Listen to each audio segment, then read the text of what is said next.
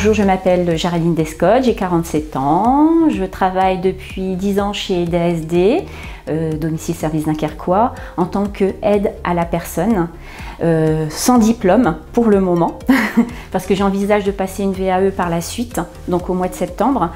Et donc ça a été une reconversion de travail pour moi, parce que j'ai un diplôme de coiffeuse.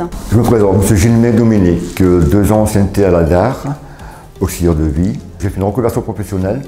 Avant, j'étais maçon dans le bâtiment pendant 20 ans et j'ai tout refait à zéro. Je suis arrivé à la DAR il y a 2 ans. Donc bonjour, je suis Gladys de Crombec. Je travaille à la SAD depuis 2012. Je suis actuellement assistante technique. Je commence le matin vers 8h30 jusqu'à 17h ou 18h, ça dépend des jours.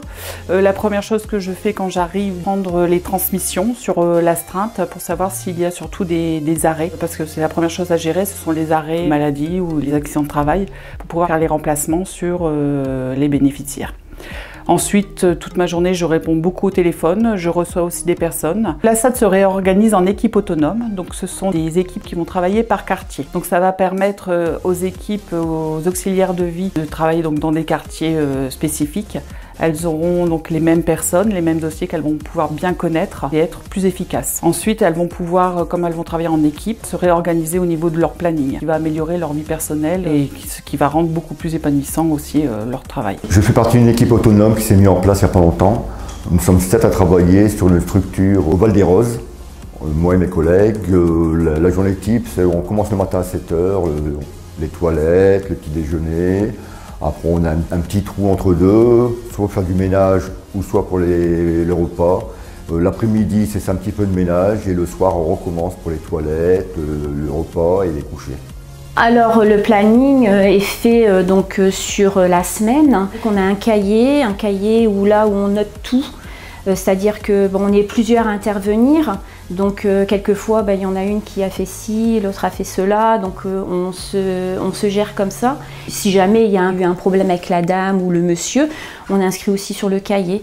Et maintenant, nous avons un smartphone qui est adapté, c'est-à-dire que toutes les prestations sont indiquées sur le portable. On doit biper quand on arrive et on a autant d'heures, c'est-à-dire par exemple si on a une demi-heure, au bout de 25 minutes, ça sonne, il nous reste 5 minutes. Donc là on sait que pendant les 5 minutes, on a le temps de ranger ou de finir ce qu'on a à faire.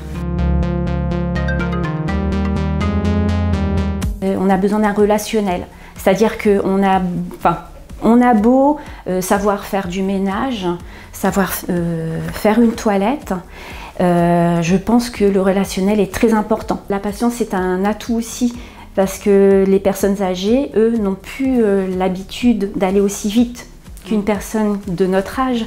Les qualités pour être assistante technique, c'est l'écoute, beaucoup d'écoute, l'empathie, savoir trouver des solutions, donc il faut être organisé et s'adapter aux différentes situations parce qu'on peut rencontrer beaucoup de situations différentes selon les personnes. Il faut aimer ce métier, il faut faire ce métier par amour des gens.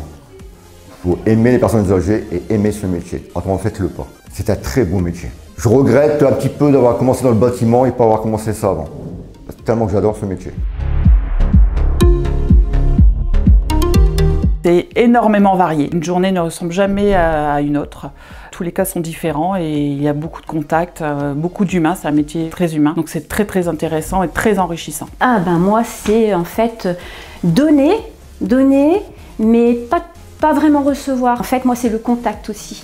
J'aime énormément le contact et puis je pense que bon, avant tout, c'est la bonne humeur. C'est un gros métier, faut le faire, faut venir, faut le faire ce métier, faut venir.